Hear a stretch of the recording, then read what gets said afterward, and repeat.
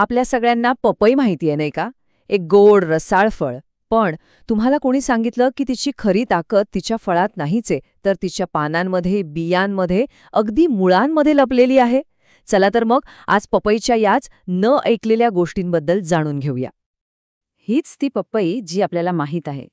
एकदम रसरशीत, गोड आणि आरोग्यदायी. पण खरं सांगतो, ही तर फक्त आपल्या कहाणीची सुरुवात आहे. आणि हाच तर प्रश्न आहे, की आपण फक्त फळावर लक्ष देऊन या संपूर्ण वनस्पतीच्या खऱ्या शक्तीकडे दुर्लक्ष करतोय का? कारण खरी जादू ती तर याच्या प्रत्येक भागात लपलेली आहे. चला, आपल्या या शोधाची सुरुवात फळापासूनच करूया, पण एका नवीन दृष्टिकोनातून. कारण तुम्हाला माहितीये, कच्च्या आणि पिकलेल्या पपईमध्ये जमीन आसमानाचा फरक आहे.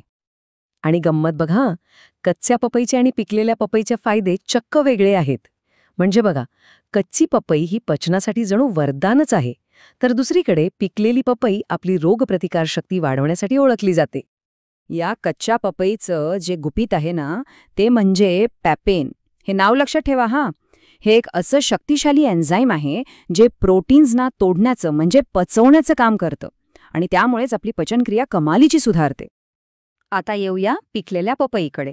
ही तर अँटीऑक्सिडंट्सचा खजिना आहे. यात असलेलं व्हिटॅमिन सी आणि बीटा कॅरोटीन आपल्या शरीरातील पेशींचं संरक्षण करतं, आपली इम्युनिटी वाढवतं आणि त्वचेला निरोगी ठेवण्यासाठी सुद्धा मदत करतं. बरं, आता फळांबद्दल खूप झालं. आता वळूया पानांकडे. हो, पपईची तीच पानं ज्यांच्याकडे आपण सहसा दुर्लक्ष करतो, पण आजकाल आधुनिक विज्ञानासाठी ती अभ्यासाचा एक महत्त्वाचा विषय बनली आहेत. खास करून डेंग्यूच्या बाबतीत तर याचा खूप बोलबाला आहे. गेल्या काही वर्षांत आपण सगळ्यांनीच ऐकलं असेल की पपईच्या पानांचा रस प्लेटलेट संख्या वाढवतो. आणि आता तर विज्ञानसुद्धा या पारंपरिक ज्ञानाला दुजोरा देत आहे. आणि हे काही फक्त ऐकीव माहिती नाहीये. अनेक क्लिनिकल ट्रायल्सचा अभ्यास करून एका मोठ्या मेटा ॲनालिसिसमधून हा निष्कर्ष समोर आला आहे. पारंपरिक ज्ञान आणि आधुनिक विज्ञान यांची ही एक उत्तम सांगड आहे. आणि हा आकडा खरंच खूप महत्वाचा आहे. ही वाढ नेमकी किती आहे? तर सरासरी 20,000हून अधिक. आता विचार करा, डेंग्यूसारख्या गंभीर आजारात प्लेटलेट्सची एवढी वाढ होणं म्हणजे एखाद्या रुग्णासाठी हे जीवनदानच ठरू शकतं. पण थांबा, या पानांची ताकद फक्त डेंग्यूपुरतीच मर्यादित नाही. आपल्या पारंपरिक औषध पद्धतींमध्ये तर याचा उपयोग अनेक गोष्टींसाठी केला जातो. मासिक पाळीतल्या वेदना कमी करण्यापासून ते केसांच्या वाढीला चालना देण्यापर्यंत ही पानं खरंच बहुगुणी आहेत. आपला शोध अजून संपलेला नाहीये. आता आपण पपईच्या त्या भागांबद्दल बोलणार आहोत ज्यांना आपण अक्षरशः विसरून गेलो आहोत, म्हणजे तिच्या बिया, साल आणि मुळं. हे बघा, पपईच्या बिया आणि तिची मुळं. हो, हेच ते भाग जे आपण बहुतेक वेळा फेकून देतो.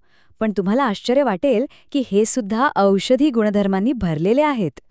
पपईच्या बिया चवीला थोड्या तिखट असतात आणि त्यात अँटीबॅक्टेरियल गुणधर्म आहेत. पारंपरिकरित्या तर त्यांचा उपयोग आतड्यांमधली जंतू नष्ट करण्यासाठी केला जायचा. आणि एक इंटरेस्टिंग गोष्ट सांगू, या बिया वाळवून आपण त्यांना काळी मिरीसारखं सुद्धा वापरू शकतो.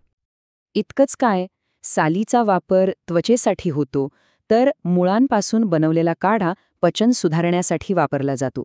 यावरून एकच गोष्ट सिद्ध होते, पपईचं झाड म्हणजे एक चालतं बोलतं औषधालयच आहे.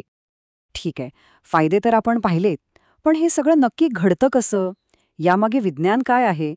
चला, या आरोग्यदायी फायद्यांमागचं वैज्ञानिक कारण समजून घेऊया. एक उदाहरण घेऊया, कोलेस्ट्रॉल कमी करण्याचं. होतं काय की पपईमधलं जे फायबर आहे ते आपल्या लहान आतड्यात चरबीला अडकवतं. त्यामुळे ती चरबी रक्तात शोषली जात नाही. किती सोपी आणि प्रभावी प्रक्रिया आहे नाही का? पपईच्या या शक्तीमागे आहेत हे काही बायोॲक्टिव्ह घटक. यात फायबर आणि विटॅमिन्स तर आहेतच, पण त्यासोबतच अल्कलॉइड्स आणि सॅपोनिनसारखी काही खास संयोगसुद्धा आहेत, जे आपल्या आरोग्यासाठी खूप महत्त्वाची भूमिका बजावतात. तर हे अल्कलॉइड्स काय करतात?